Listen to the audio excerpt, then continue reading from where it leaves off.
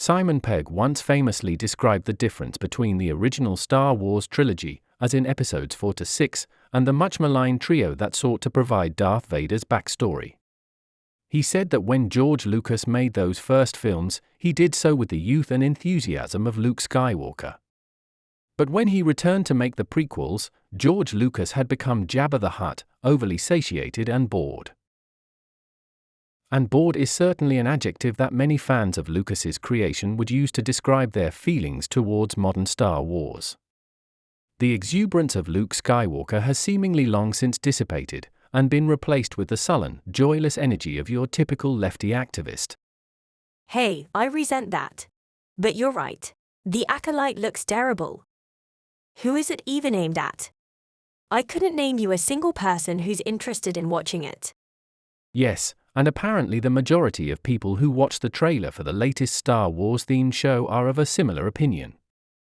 Which is why I've been hearing rumblings of a panic behind the scenes.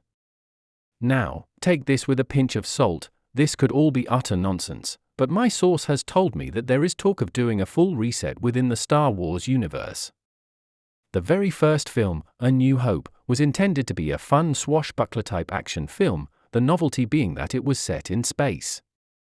Each recent edition reaches back through time, attaching itself messily to the franchise's progenitor like a Hellraiser-style chain, steadily draining it of any nostalgic sap.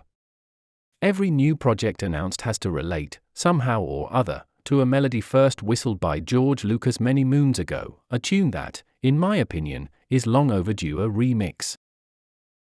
It is time for new tales that are similar in spirit to the classics, but without having to tediously connect back to the Skywalkers and the Jedi, and Darth whoever, culminating in a mission to defeat another mandatory Death Star. This sentiment is, allegedly, one shared by the higher-ups at Disney. I could be misinformed. I do though hope that what I've been hearing is correct. The idea, as I understand it, is to set these new projects in a different galaxy, long after the events of the Lucasverse.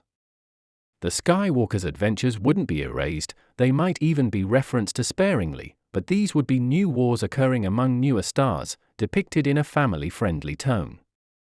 The goal is to create something that, while familiar, is also fresh and unpredictable, just as Episode 4 was upon its release back in the 1970s. I was told that this phase of Star Wars is being viewed as something of a distorted echo of the existing saga. There is no suggestion that tropes closely associated with the IP, such as laser guns, lightsabers, space battles, telekinesis, and jumps to hyperspace, will be jettisoned. Theoretically, if these elements could exist in one part of the universe, then why not in another? Bereft, however, in this new iteration, would be the necessity to revisit and reference very specific, well-worn plot points and destinations, which has inevitably made the watching of modern Star Wars a rather stale experience. This won't merely be another exercise in map refinement, delving into either the history or the demise of Tatooine, for example, guided by dull characters in robes. The first film in this potential new saga would establish its own lore, unconstrained by past drama and expectation. Details are understandably sketchy, but supposedly, the central protagonist of any initial venture into Star Wars reboot territory would be a Han Solo-type rogue, with an acquaintance of his gradually undergoing a Vader-esque transformation. Consider how that might play out with a truly visionary director like Christopher Nolan or Denis Villeneuve guiding the project. Thought approach really is the only reason that I'd have any interest in Star Wars going forward. As a computer-generated spirit who proudly identifies as lesbian, even I was cringing through all the Force is female nonsense.